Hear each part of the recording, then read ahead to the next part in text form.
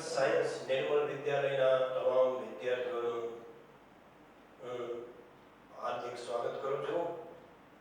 I warmly welcome all of the engineers and doctors of Nirmal Vidyalaya in future.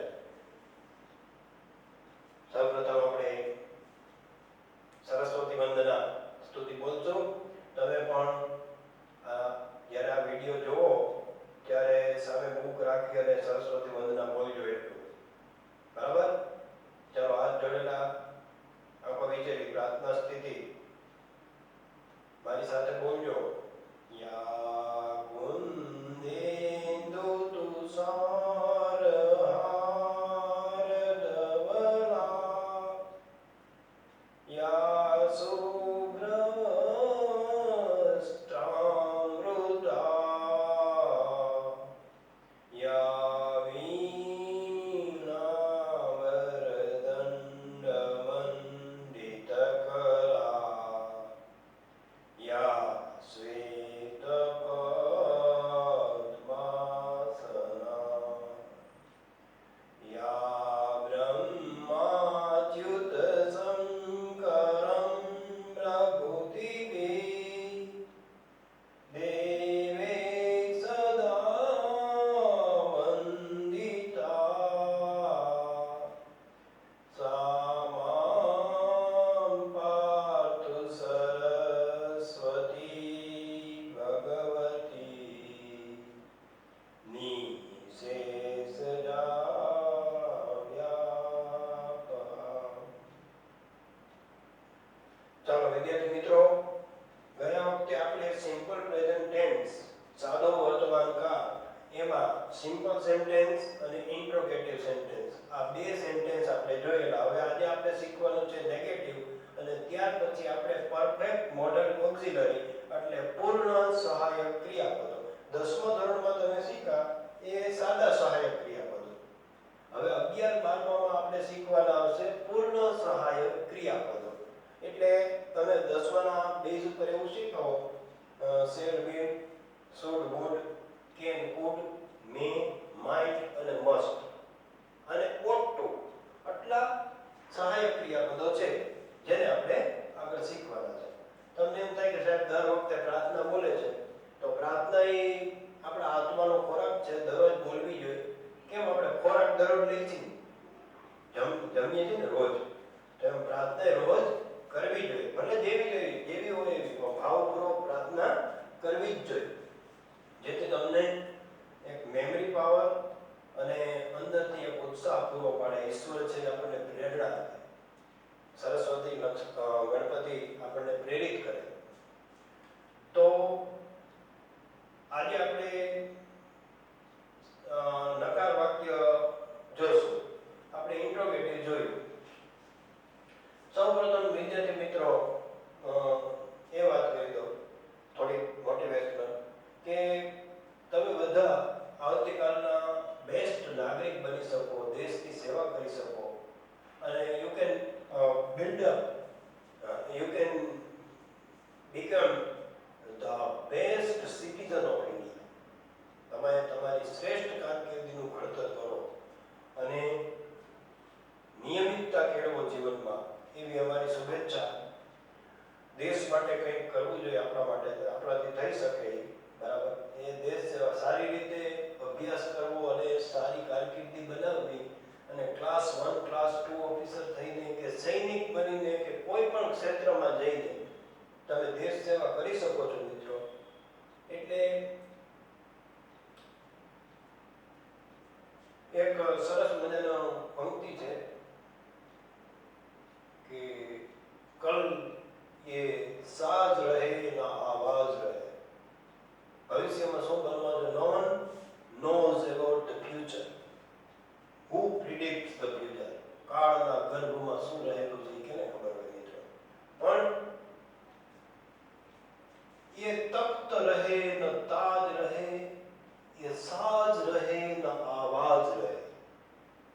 2 મિનિટમાં ભૂકંપ આવે અને કઈ આપણી હસ્તી છે એ નાબૂદ થઈ જાય. How helpless we are against the nature. પ્રકૃતિ પાસે, કુદરત પાસે આપણે કેટલા બધા લાચાર છીએ. જે ભૂકંપમાં, સુનામીમાં આપણે એનો અનુભવ કરી શકીએ. વાવાઝોડા જેવા બધા આપણે આવતા નથી વિદેશ જેવા, પણ how helpless mankind against the nature. આપણે ઈશ્વરની સામે કેટલા લાચાર છીએ.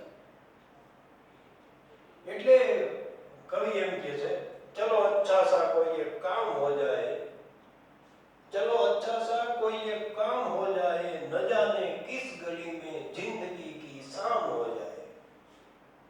આપણે ક્યારે સભા પૂરી થઈ જાય એમાં કઈ નક્કી નથી હોતું મારું તમારું, પણ જ્યાં સુધી આપણે અહીંયા અસ્તિત્વ છે ત્યાં સુધી આપણે ઈમાનદારીપૂર્વક, નિષ્ઠાપૂર્વક કામ કરીએ અને વિદ્યાર્થી ધર્મ બજાવીએ તો દેશની સેવા એ પણ એક જબરદસ્ત જજ્બા છે મિત્રો. ફરીથી બોલું છું, ये तख्त रहे न ताज रहे. રાજા રજવાડા જિંદગી આખી નથી રહેતા મિત્રો. અહીંયા કોઈનું અસ્તિત્વ છે એ કાયમી નથી. ये तख्त रहे न ताज रहे, ये साज रहे न आवाज रहे, लेकिन मेरी भारत माता के सर पे हमेशा ताज रहे. મારી ભારતમાં છે એ સલામત રહે, એના ઉપર કોઈ આંચ ન આવે એવી કવિની સરસ મજાની ભાવના છે. સંગીત દ્વારા, ગઝલ દ્વારા, ગીત દ્વારા દેશભક્તિ પેટ્રોઇટ સોંગ્સ કોમ્પિટિશન્સ ઘણી વખત હોય છે મિત્રો. તો માણસ વ્યક્ત કરી શકે, ઘણા એમ પણ વ્યક્ત કરે છે અને ઘણા સારી ડ્યુટી પરફોર્મ કરીને પણ દેશ સેવા કરતા હોય છે. વहीं थोड़ी दूर है घर मेरा, उस घर में है मेरी बूढ़ी माँ, मेरी माँ के चरणों को छू के तुम उसे अपने बेटे का नाम दे. ए गुजरने वाली हवा बता, मेरे दोस्तों मेरी दिलरुबा, मेरी माँ को मेरा प्याम दे, उसे अपने बेटे का नाम दे, मैं वापस आऊंगा. है कि घर कब आओगे, लिखो कब आओगे, ये घर तुम बिन सोना सोना है. बॉर्डर खड़ा. भारत माता की जय, वंदे मातरम. હવે આપણે આગળ વધીએ મિત્રો. નેગેટિવ લખજો, તમે મારી સાથે લખજો જરા.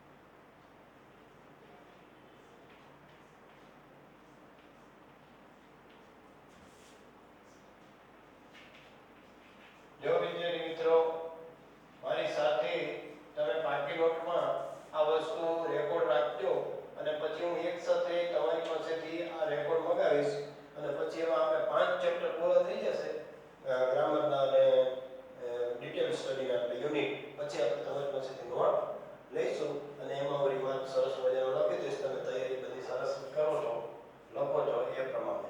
અને પછી તમારા મમ્મી પપ્પાની અને આપણા પ્રિન્સિપાલ શ્રી મુંડાની નિલેશ સરની એમાં આપણે સહી કરાવશું. પણ દરેક વિદ્યાર્થીને હું અહીંથી નિવેદન કરું છું કે 11મા વાળા દરેક વિદ્યાર્થીએ ફૂલ સ્કેપની નોટ લઈ લે અંગ્રેજીની અલગથી અને એની અંદર આ બધા ગ્રામરનો રેકોર્ડ આપણે રાખશું. રેડી? કોઈ ન વસાવ્યું હોય તો હું આ મીડિયાના માધ્યમથી તમને અપીલ કરું છું કે એક બુક વસાવી લેજો ફૂલ સ્કેપ અને એમાં બધો રેકોર્ડ એક સાથે રાખજો. સ્પેલિંગ, ગ્રામર અને પછી આપણે કમ્પોઝિશન આવશે. એમાં લેટર રાઇટિંગ છે, રિપોર્ટ રાઇટિંગ છે, એસે રાઇટિંગ છે, સ્પીચ છે, એ નવી આવશે તમારા માટે ભણવાનું. અને ઈમેલ પણ છે, એ હાઉ ટુ રાઇટ ઈમેલ. તો એ બધું આપણે ભણશું, પણ તમારે બધો જ રેકોર્ડ રાખવાનો છે.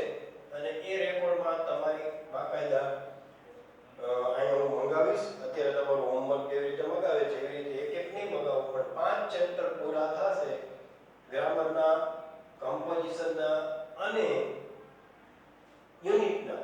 પછી હું તમારી પાસેથી મંગાવીશ અને એમાં હું સહી કરી દઈશ. પછી આપણા નિલેશ સર સહી કરી દેશે અને પછી તમારે તમારા મમ્મી પપ્પાની સાઈન એમાં લેવાની, કમ્પલસરી, પણ પ્રેમથી, જબરદસ્તી નહીં. બધા મેન્ટેન કરશે. Right? Agri? Okay.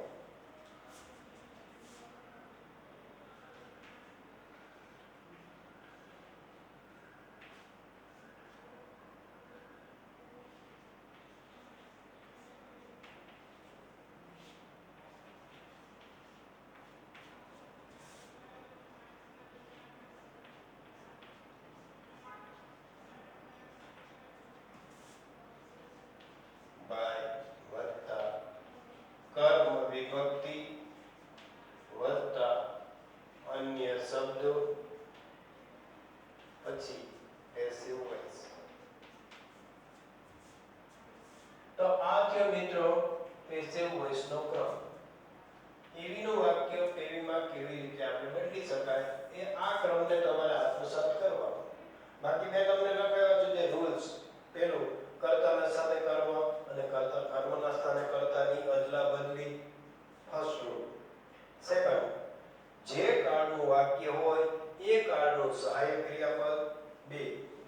Third, the rule number 3, આપેલ મુખ્ય ક્રિયાપદનું ભૂતકૃદંત એટલે V3, see, saw, seen, fly, flew, flown, go, went, gone, એમ ત્રીજું રૂલ.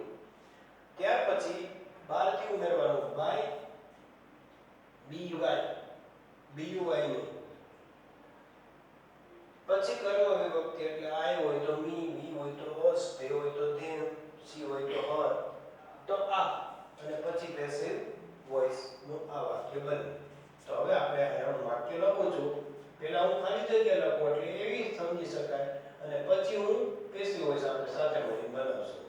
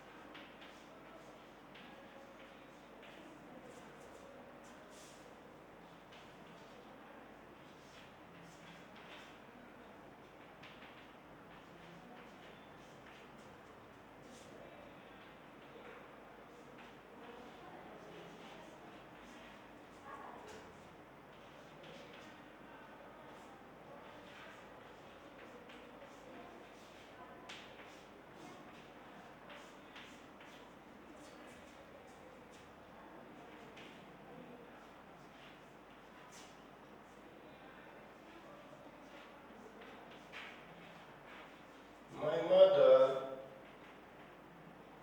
not ખાલી જગ્યા the newspaper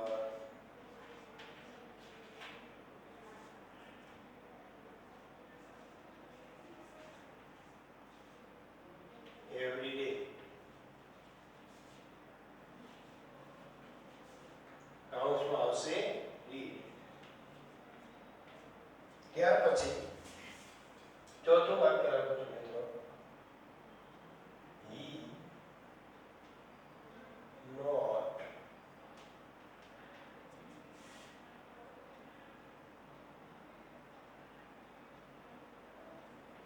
the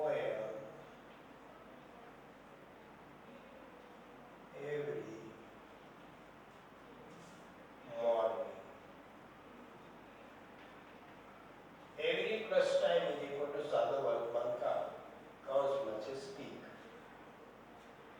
હવે મિત્રો અહીં ધ્યાન દેજો, આ જે મેં વાક્ય લખ્યા એ સાદા વર્તમાન કાળને દર્શાવતા વાક્યો છે અને એનું પીવી કેમ કરવું એ આપણે જોઈશું. ત્યાર પછી એક ધ્યેય વાળું લખી નાખો. They not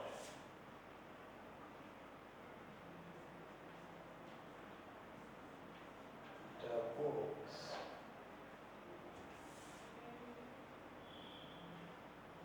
every day. Also give.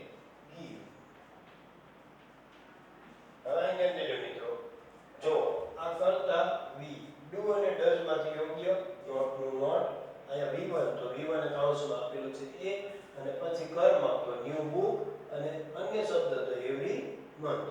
આ વાક્ય રચનાનો ક્રમ આપણે જોઈશું. હવે અહીંયા વી સાથે ડુ અને ડઝ માંથી શું મૂકવું મિત્રો? ડુ. વી ડુ નોટ, પછી ક્રિયાપદનું મૂળ રૂપ બાય તો V1 બાય. કર્મ તો અહીંયા આપેલું જ છે અને અન્ય શબ્દ તો અહીંયા મૂકું મિત્રો વી ડુ અને અહીંયા મૂળ ક્રિયાપદ buy. We do not buy new book every month. અમે દર મહિને નવા પુસ્તક ખરીદતા નથી. આ વાક્ય રચનાનો ક્રમ આપણે જોઈશું. બીજું, પહેલા આપણે એવી કરી લઈએ, પછી આપણે કેવી કરશું? સી. સી સાથે ડુ આવે કે ડઝ આવે? તો આ મૂકું ડઝ. ત્રીજો પુરુષ એકવચન હી, સી અને ઇટ એમાં ડઝ આવે.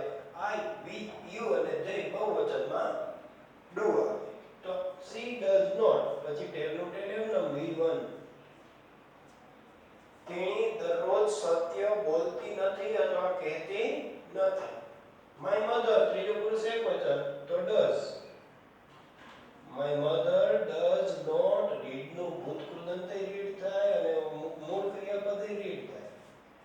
My mother does not read the newspaper every day. મારી મમ્મી દરરોજ છાપું વાંચતી નથી.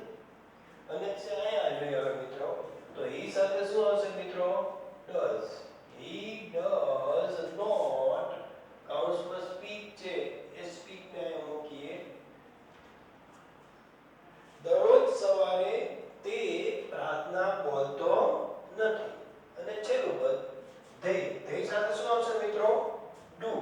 તો અહીંયા ધ્યેય સાથે ડુ, અહીંયા give નું give જેમનું તેમ.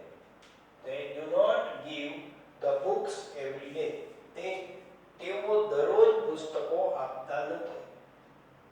હવે આપણે જોવાનું છે મિત્રો, એ આનું પેસિવ વોઇસ જોવાનું છે. તો પેસિવ વોઇસ હું બોલું છું, તમે લખી લેજો. પેલા કર્મ આગળ લઈ મિત્રો, તો કર્મ અહીંયા છે ન્યુ બુક, અહીંયા છે ટ્રુથ, અહીંયા છે ધ ન્યૂઝપેપર. બરાબર જોજો મિત્રો, અહીંયા છે ધ પોએમ અને અહીંયા છે, ધ્યાન દેજો બરાબર, કર્મ કયું છે? The books. બરાબર મિત્રો, હવે હું કર્મ આગળ લઉં છું, જરા ધ્યાન દેજો. Concentrate please.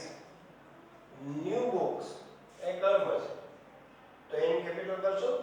New book, am is are માંથી શું લો? Is.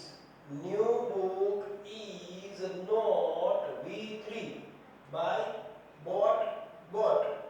The new book is not bought by V નું થશે us every month. દર મહિને અમારા દ્વારા નવા પુસ્તકો ખરીદવામાં આવતા નથી. ફરીથી બોલું છું મિત્રો, લખજો.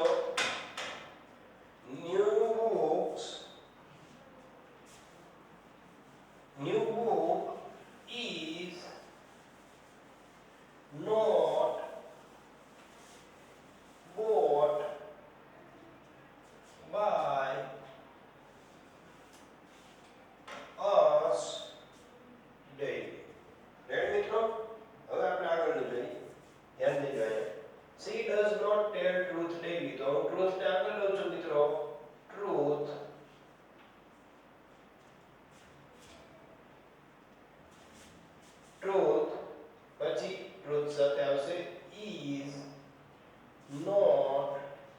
નું ભૂતૃદન શું થશે મિત્રો?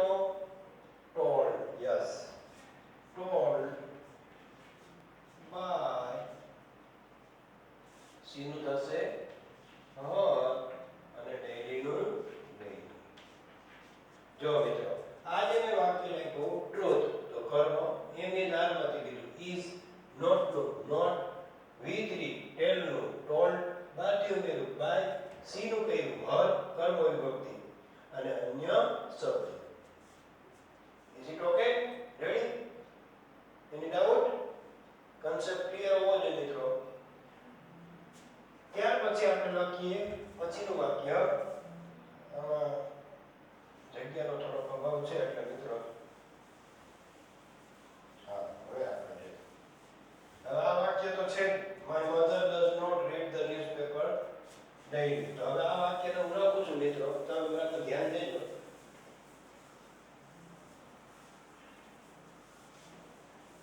My mother read the newspaper આગળ લઈ મિત્રો. The newspaper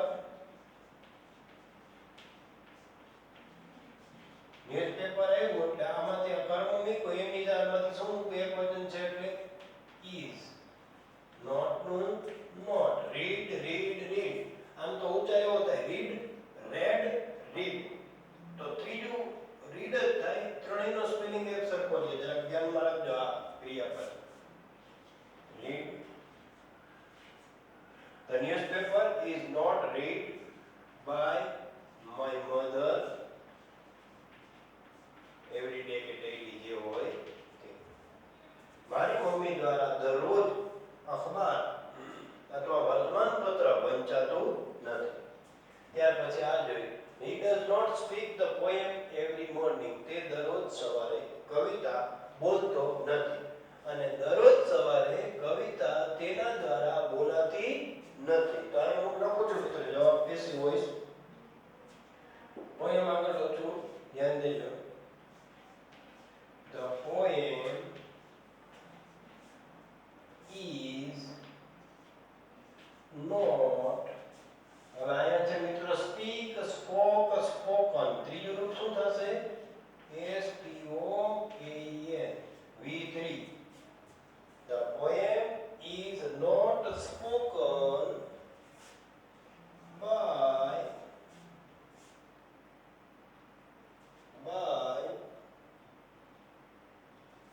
નું થશે him અને every morning. every morning. Ready? ત્યાર પછી they do not give the books every day. તેઓ દરરોજ પુસ્તકો આપતા નથી અને પુસ્તકો દરરોજ તેઓના દ્વારા અપાતા નથી. તો આગળ લો છો મિત્રો કર્મ. મેં કર્મ નીચે અંડરલાઈન કરી છે, તમે કરી શકો. the books. હવે આ બહુવચન છે એટલે એની જાતમાંથી શું લઉં મિત્રો? are પછી not નું not પછી V3 તો give gave અને given. તો the books are not given by. ધેયનું કરશું શું કરશું મિત્રો? કર્મ વિભક્તિ them અને every day. આ રીતે આ પાંચેય વાક્યનો આપણે પેસિવ વોઇસ આ રીતે બની મિત્રો. રેડી? તો જરા નોંધી લેજો, લખી લેજો. અને હું હવે આ બાજુથી આપણે શ્રી ગણેશ કરી આજે ટેક્સ્ટ બુકના, પણ એ પહેલા તમારે મને ઘણો પણ સ્પેલિંગ પાકા કરી દેવાના. હું આજે લખાવું એ સ્પેલિંગ તમારે આવતા પીરિયડમાં મને કરી દેવાના. એટલા માટે જો મિત્રો સ્પેલિંગ છે એ પ્રથમ પગથિયું છે. આનું તમને સ્પેલિંગ કરો પણ આવડતા હોવા જ જોઈએ, કારણ કે જો તો જ તમે એનું ભાષાંતર કરી શકો, પ્રશ્નનું અર્થઘટન કરી શકો. જેટલો વોકેબ્યુલરી પાવર તમારો મોટો વિશાળ, શબ્દ ભંડોળની તાકાત જેટલી વધારે એટલી તમારી સમજદારી અને અર્થઘટનની શક્તિ વધી જાય. એટલે અંગ્રેજીની અંદર આપણે લખવું હોય, માની લો કે વિચારો, જો મિત્રો યાદ રાખજો, ભલે મારો સબ્જેક્ટ એન્ટાયર ઇંગ્લિશ હોય એટલે બીએડ સુધી, પણ હું વિચારું છે આપણી માતૃભાષા ગુજરાતી છે એટલે આપણે હંમેશા ગુજરાતીમાં જ વિચારીએ, ઇંગ્લિશમાં ન વિચારીએ. આપણે ધારો કે તમે મને મેં તમને બેસાડ્યા, હાલો મિત્રો પોલ્યુશન વિશે નિબંધ લખો, પ્રદૂષણ વિશે નિબંધ લખો, અને તમારી સાથે હુંય બેઠો લખવા માટે, હાલો હુંય લખું તમે લખો, તો મિત્રો તમે હું જે મેરા હું એમ લખું the problem of pollution in the world, અથવા ખાલી એટલું ટાઇટલ આપો પોલ્યુશન, પ્રદૂષણ. તો પહેલો વિચાર તમને જે માની લો કે તમારી ઇમેજિનેશન હોય, કલ્પના હોય, એ પ્રમાણે તમને વિચાર આવે. તો શું વિચાર આવે? પહેલા તમે આપણે ગુજરાતીમાં વિચારીએ હું તમે બે કે પ્રદૂષણ એ ભારતની નહીં આખા વિશ્વની મોટામાં મોટી સમસ્યા છે. આમ આપણે વિચારીએ. કેમાં વિચારીએ? ગુજરાતીમાં. પછી આપણું માઇન્ડ છે એ એનું ટ્રાન્સલેશન કરે ઇંગ્લિશમાં. પ્રદૂષણ એટલે પોલ્યુશન, મોટામાં મોટી એટલે બિગેસ્ટ, પછી સમસ્યા એટલે પ્રોબ્લેમ, અને વિશ્વની એટલે વર્લ્ડ.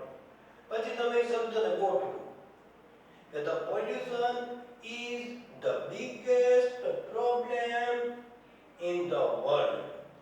આ પહેલા તમે ગુજરાતીમાં વિચારીએ હું તમે બે, અને પછી આપણે ઇંગ્લિશનું ટ્રાન્સલેશન કરી અને આપણી કલ્પનાને શબ્દ રૂપે ઉતારીએ. તો મારું તમને એમ કહેવાનું છે કે જો તમારી પાસે વોકેબ્યુલરી પાવર, શબ્દ ભંડોળની તાકાત હશે તો તમે તમારી કલ્પનાને શબ્દમાં ઉતારી શકશો. અને જો મિત્રો તમારી ઓરલ ટેસ્ટ હોય, તમારી જે રિટર્ન આપ્યા પછી ઓરલ ટેસ્ટ આપો ને એમાં તમારી કલ્પના શક્તિ છે એ જ મહત્વની હોય મિત્રો. આરબીની અમુક એક્ઝામ છે તમે ફેસ કરો તો એની અંદર તો એવું હોય મિત્રો કે ઓડિયો વિઝ્યુઅલ હોય. તમને મોટા વિશાળ ખંડમાં બેસાડવામાં આવે, એકારે 10 થી 12 જણા જુદા જુદા, બરાબર. પછી એમાં કઈ ચોરીને અવકાશ જ ન હોય મિત્રો. Your talent is the most important thing, બરાબર. અમુક વાત પછી ચોરીને કોઈ અવકાશ નથી હોતો મિત્રો અમુક એક્ઝામમાં. તો એ પરીક્ષાની અંદર તમને આવડું મોટું સ્ક્રીન હોય ઓડિયો વિઝ્યુઅલ ટીવી, એના ઉપર એક ચિત્ર બતાવવામાં આવે તમને. 25 સેકન્ડ માટે એ ચિત્ર રહે, 25 થી 26 સેકન્ડ એ ચિત્ર તમારા નજરની સામે રહે. તમારે એ ચિત્રને બરાબર જોઈ લેવાનું અને પછી તમારા પોતાના વિચારો એ ચિત્ર વિશે સારા ખરાબ બંને પાસાઓ તમારે એમાં લખવાના અને તમારો રિવ્યુ આપવાનો. તો ઇટ્સ કોલ્ડ ઇમેજિનેશન, કલ્પના શક્તિ. કારણ કે તમારો ઓબ્ઝર્વેશન પાવર કેવો છે એની ટેસ્ટ છે. અને તમને જે ચિત્ર બતાવ્યું એ ચિત્ર બદલાઈ જાય. તમારી પાછળ બાજુમાં બેઠો એને એમ કે તમારા માટે આ બીજા નંબરનું ચિત્ર જોઈ લે, એમ ક્લિક કરતા જાય એક પછી એક ચિત્ર આવતા જાય. તમારા આખો 30 થી 35 પંક્તિ લાઈન તમારે એમાં લખી દેવાની, તમારા વિચારોને વ્યક્ત કરવાના રિટર્ન. તો મારું કહેવાનું એમ છે જો તમારો વોકેબ્યુલરી પાવર હશે તો અને તો જ તમે અત્યારે વિશ્વના 72 દેશોની ઓથેન્ટિક લેંગ્વેજ, એટલે આપણે જેને ઓફિશિયલ લેંગ્વેજ કહીએ, અધિકૃત ભાષા, આપણી ભારતની અધિકૃત ભાષા એ ખરેખર હિન્દી છે મિત્રો. પણ આપણે હિન્દીને એટલું ઇમ્પોર્ટન્સ આપતા નથી, આપવું જોઈએ પણ આપતા નથી. આપણે આપણી માતૃભાષાને ભૂલી જાય છે મિત્રો ઇંગ્લિશમાં. એવું નથી હોતું, ઇંગ્લિશને મહત્વ આપવું જોઈએ કારણ કે એ વૈશ્વિક ભાષા છે. પણ સાથે સાથે આપણે ગુજરાતીમાં પણ સમૃદ્ધ રહીએ, ગુજરાતીમાં પણ આપણે બધી ખબર પડે અને આપણા વિચારો વ્યક્ત કરી શકીએ એટલું તો રાખવું જ જોઈએ મિત્રો, બરાબર. કારણ કે માં એ માં છે, માસી માસી છે. માતૃભાષા એ આપણી માં છે અને ઇંગ્લિશ છે એ આપણી માસી છે મિત્રો.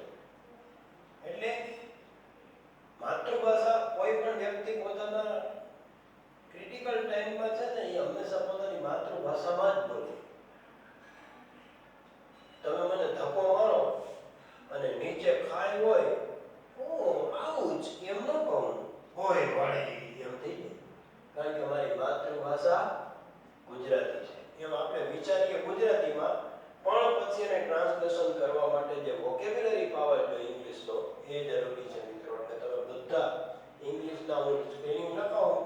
આપણો પહેલો પાઠ છે my journey from the earth to Everest. મારી પૃથ્વીથી એવરેસ્ટ શિખર હિમાલય સુધીની યાત્રા. Arunima Sinha, the empowerment of women. Women's એમ્પાવરમેન્ટનો સારામાં સારો એક પાઠ જેમાંથી તમે ઇન્સ્પિરેશન મેળવી શકો and you can build up your personality with this character. આ એવું અદ્ભુત પાત્રને અવસર, અને this is not a story or legendary, but this is a real story. આ સત્ય ઘટના ઉપર આધારિત આ નાની એવી વાત મૂકી છે. તો તમે તમારી પાકી નોટની અંદર આ આપણી ઇંગ્લિશની ટેક્સ્ટ બુકના પહેલા પાઠમાંથી યુનિટ 1, આમાં એનો ફોટો છે એવરેસ્ટ ઉપરનો મિત્રો. તમે સર્ચ કરશો તો તમને YouTube ઉપર પણ આ જોવા મળશે. The journey of my life from earth to Everest. પૃથ્વીથી છેક એવરેસ્ટ સુધીની મારી મુસાફરીમાં મને શું શું મુશ્કેલીઓ આવી, કેવી વિડંબણાઓ આવી, અને કેટલા હર્ડલ્સ જે વિઘ્નો છે એને મેં કેવી રીતે પાર કર્યા, એના વિશેની પોતાની આપવીતી. આમ તો એને ઓટોબાયોગ્રાફી કહેવાય મિત્રો, આત્મકથા. એ સરસ રીતે પણ આ પાઠના સ્પેલિંગ છે એવું ગ્લોસરી છે એ મહત્વના છે. તમે ઝડપથી લખજો મિત્રો. અહીંથી શરૂઆત કરું છું.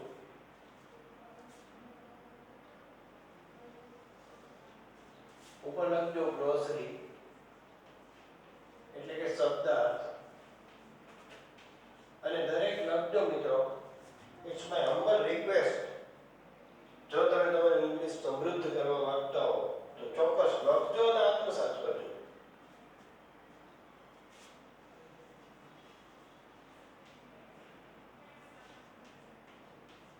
આર્ટિફિશિયલ, કૃત્રિમ, અને કુદરતી હોય એને શું કહેવાય? નેચરલ. પછી સ્પિરિટ. સ્પિરિટ એટલે આત્માય થાય, અને સ્પિરિટ અહીંયા જે અર્થમાં છે એ જુસ્સો, જોણ. એક અર્થ આનો આત્માય થાય, સોલ, SOUL. સોલ એટલે આત્મા, સ્પિરિટ એટલે આત્મા. પણ આ તો સ્ટ્રેન્થ ઓફ માઇન્ડ, માનસિક શક્તિને સ્પિરિટ કહેવાય, જોણ, જુસ્સો. ત્યાર પછી જજ્બા, હિન્દીમાં એના માટે એપ્રોપ્રિએટ શબ્દ છે. માઉન્ટેનર.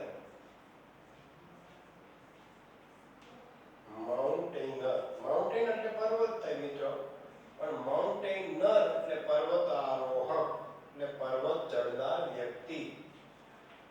બરાબર?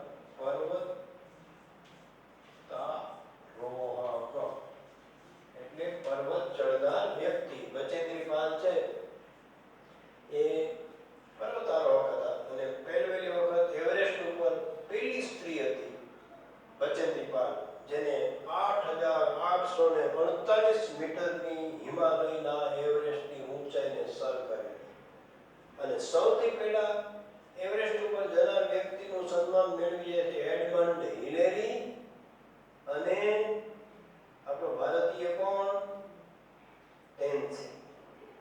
એ ગુરખો છે આપણો ભારતીય, પણ એડમંડ હિલેરીએ યુનિયન જેક ત્યાં ફરકાયો એવરેસ્ટ ઉપર, અને એની સાથે મદદમાં હતો આપણો તેનસિંગ.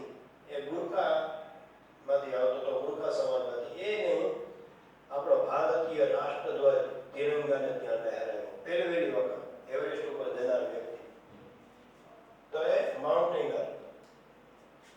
ઇન્સ્પિરેશન એટલે પ્રેરણા. ઇન્સ્પિરેશન, પ્રેરણા. ઇન્સ્પાયર એટલે પ્રેરણા આપવી. પછી ટ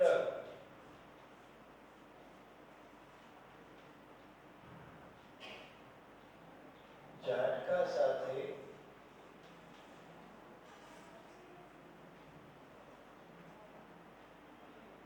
ખેંચવું.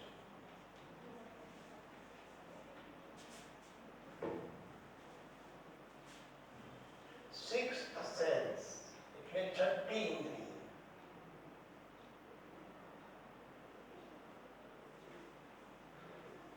સિક્સ્થ સેન્સ છઠ્ઠી ઇન્દ્રિય.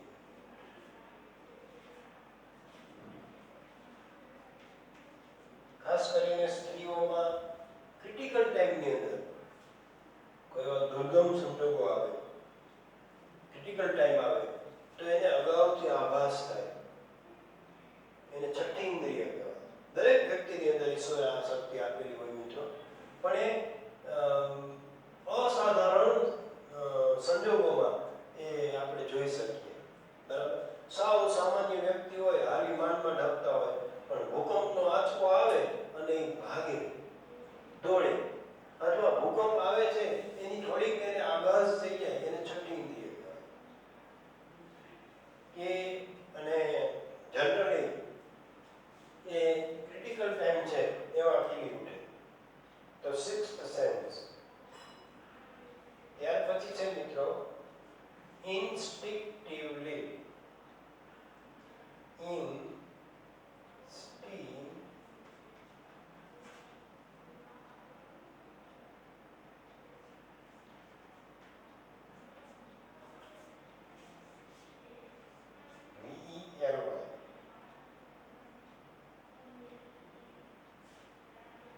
એટલે સ્વયં બનતું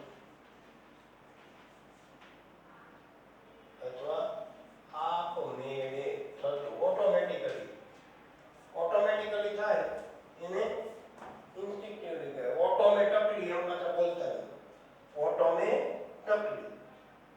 ઓટો એટલે રિક્ષા, મે એટલે અંદર, ટકલી એટલે ટકાવાની. એવું પછી અર્થઘટન નહીં કરતા. બરાબર, પ્રોનાઉન્સિએશન સારી વાત છે, પણ પ્રોનાઉન્સિએશન કરવામાં ધ્યાન રાખવું પડે. The Narmada is the longest river of Gujarat. માની લો કેવું વાક્ય હોય ડિગ્રી, તો આપણે ટિપિકલ ઇંગ્લિશ બોલવા જઈએ તો એમાં ન આવે. The Narmada આપણે એમ જ બોલવું પડે, The Narmada is the longest river of Gujarat. પણ તમે એમ ન બોલી શકો, The Narmada. તો નર એટલે પુરુષ થાય, મેલ, અને માદા એટલે ફિમેલ થાય, તો અર્થનો અનર્થ થઈ જાય. એટલે આપણે પ્રોનાઉન્સિએશન બરાબર સમજી વિચારીને કરવાનું. ત્યાર પછી આગળના સ્પેલિંગ લખું છું મિત્રો, ઝડપથી જરાક લખજો, મારે પછી આગળનો એક ટોપિક ચલાવવો છે, એટલે આપણી પાસે ટાઈમ થોડો છે અને રાત થોડી વેસ્ટ જાજા છે, પણ તમે મને કોઓપરેટ કરશો, કારણ કે યુ ડિઝર્વ ઇટ. તમે બધા જ ટેલેન્ટેડ બ્રિલિયન્ટ સ્ટુડન્ટ છો, એટલે તમે મને કોઓપરેટ કરવાના, મને પૂરેપૂરી ખાતરી છે. હવે હું આગળ લખું છું મિત્રો.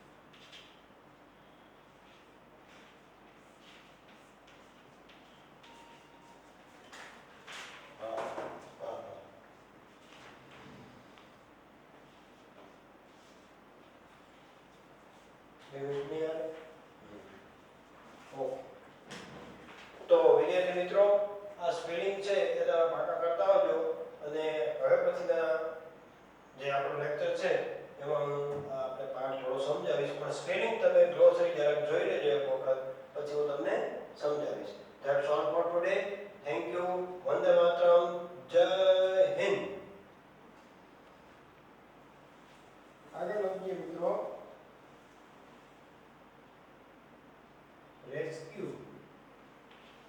રેસ્ક્યુ ટીમ તમને ખબર હોય તો આપણે ભૂકંપમાં, સુનામીમાં રેસ્ક્યુ એટલે બચાવ,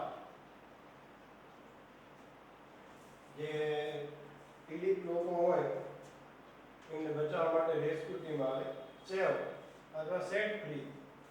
ત્યાર પછી છે to take one, to take one on. આ ફ્રેઝ છે મિત્રો, ઇડિયમ્સ ને ફ્રેઝ તમે 10માં શીખી ગયા છો. રૂઢિપ્રયોગો અને શબ્દ સમૂહો જેનો અર્થ જુદોથી કરો, ટુ ફેસ સામનો કરવો.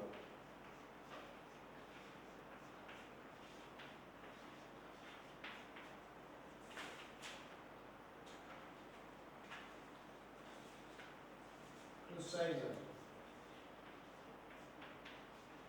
આઈ ફ્રેઝ છે મિત્રો, ઇડિયમ્સ. કોઈ વ્યક્તિને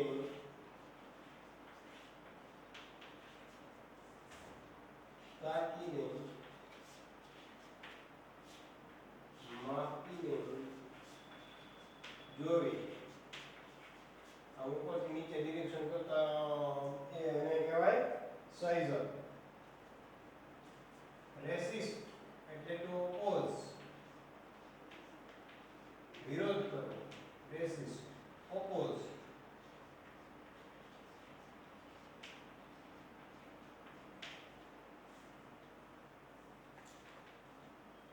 A mad frenzy.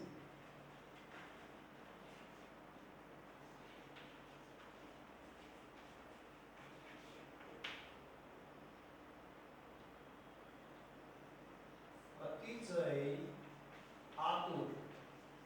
કોઈ પણ બાબત જાણવા માટે આપણે ઈગર હોય, અતિશય આતુર હોય એને મેડ ફ્રેન્જી કહેવાય. આતુર એટલે જાણવાની ઝંખના ધરાવનાર. આતુર એટલે તમારે કાઉન્ટમાં લખું છું ઝંખના. પછી ઓફ બેલેન્સ. ઓફ બેલેન્સ એટલે આપણે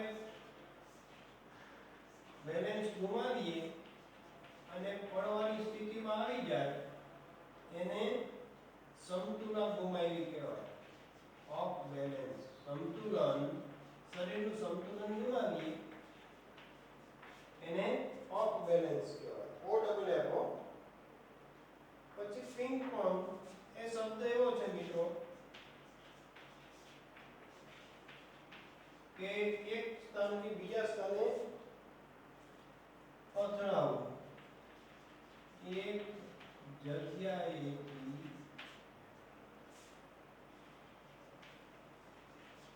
બીજી જગ્યાએ અથડાવવું. એટલે આને અરુણિમા સિંહા છે એ આ ચાર બદમાશ છે ટ્રેનમાં કમ્પાર્ટમેન્ટની અંદર એના ઉપર એટેક કરે છે, હુમલો કરે છે અને છેલ્લે ઝપાઝપીમાં એટલી બહાદુરીપૂર્વક એ છોકરી સામનો કરે છે. પણ સ્વાભાવિક છે કોઈ કમ્પાર્ટમેન્ટમાંથી બોલતું નથી એવી ગાડીમાં. આ આપણા ભારતીય થાય. અને એ છોકરીને એ ચાર બદમાશો ટીંગાટોળી કરીને ઘા કરે. સામા ટ્રેક ઉપર એક ટ્રેન ચાલુ હોય, એ ટ્રેન ઉપર અથડાય, વળી આ ટ્રેનમાં અથડાય, વળી ઓલી ટ્રેનમાં અથડાય, આ ટ્રેનમાં અથડાય, પછી રેલવે એના ટ્રેક ઉપર પડે છે. તો એ પિંગ પોંગ, એક જગ્યાએથી બીજી જગ્યાએ અથડાવવું. ત્યાર પછી લખું છું મિત્રો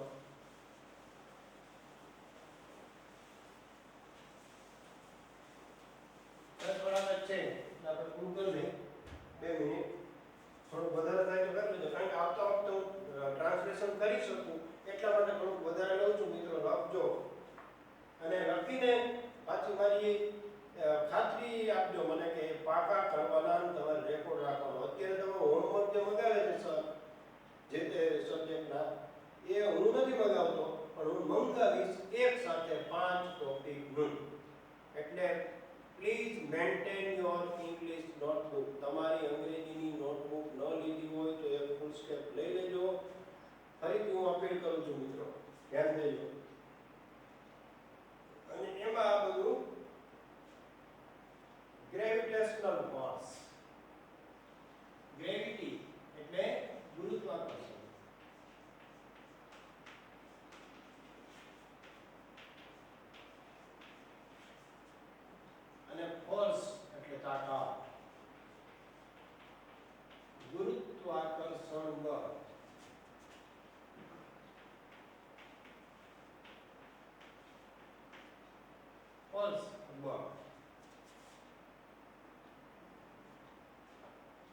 chop એટલે કાપ કટ.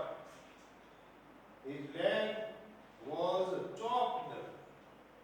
કાપવું. એના પગને કાપવામાં આવ્યો. એટલો ભયંકર રીતે ઈજા પામી ગયો છે.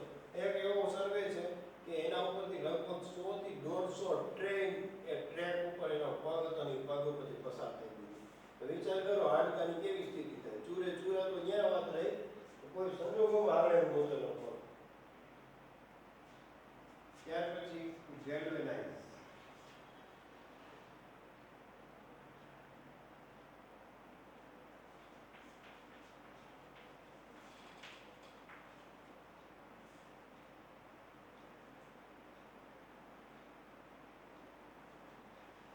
આયોજન કરવું, ગોઠવવું.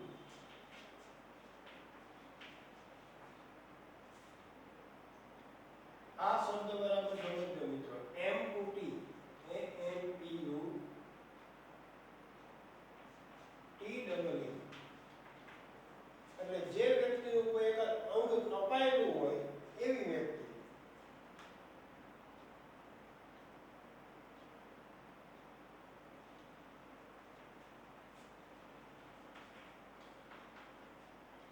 એવી વ્યક્તિ જેનું કોઈ અંગ દૂર કરવામાં આવ્યું, કાપી નાખવામાં આવ્યું, દૂર કરેલ હોય, કાપી નાખેલ હોય એને એમ્પ્યુટી કહેવાય. ત્યાર પછી ટેક એ શોટ. તો ટેક આઈ ફ્રેઝ છે એ શોટ એટલે પ્રયત્ન કરવો કંઈક મેળવવા માટે, એફર્ટ.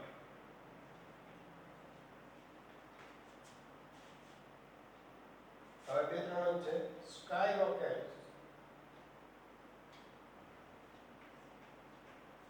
સ્કાય રોકેટ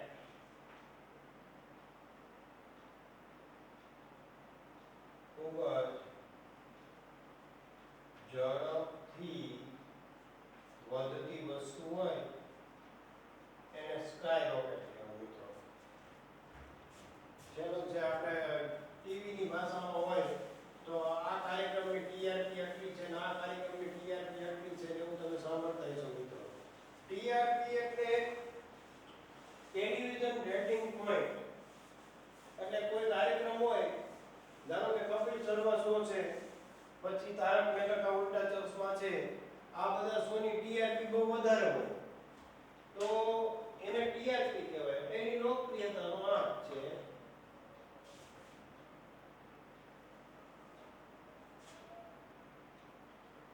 ટૂંકમાં લખું મિત્રો ટીઆરપી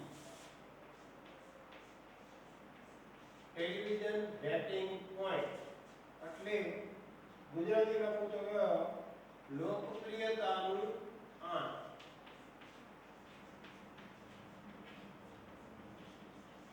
માં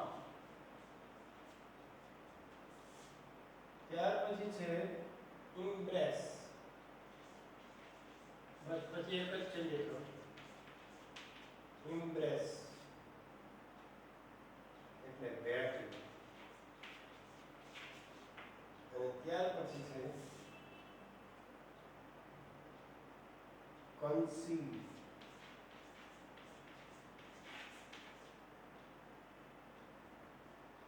એટલે શરણાગતિ સ્વીકારવી, સરેન્ડર.